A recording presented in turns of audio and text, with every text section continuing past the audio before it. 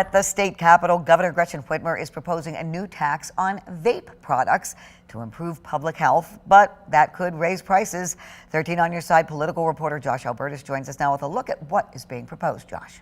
Hi, Juliet. What the governor's proposed here is something she says is in line with a lot of other states and would bring vape products tax-wise in line with things like non-cigarette tobacco products. Here's what it would do. Under the proposal, vape and non-tobacco nicotine products would now be subject to a tax rate of 32% of the wholesale price. That's the rate that many non-cigarette tobacco products are already subject to here in Michigan. The state budget office estimates a full year of this tax would bring in $57 million, and that would be split up into different spending zones. 50%, the SBO says, would be targeted at supporting smoking and cancer prevention and youth public health programs. The other half, they say, would be put toward the Medicaid Benefits Trust Fund. This would also ban the sale of vaping products not authorized by the FDA and would allow the seizure and forfeiture, they say, of those products described as contraband. Here's what Whitmer had to say about her plans just a few weeks ago in her State of the State address.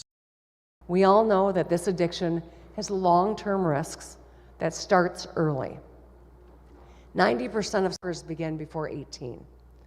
If we don't act smart on vapes, we risk our children's health and futures. That's why in my budget this year, I propose closing a long-standing loophole and taxing vapes similar to how we tax cigarettes. But whether this kind of tax would even make it through the legislature in Lansing seems to have been a bit of a different story in recent weeks. Late last month, House Speaker Matt Hall telling reporters that he was not in support of taxing vapes or nicotine pouches. He signaled a ban on vapes would never happen while he is Speaker. Juliet.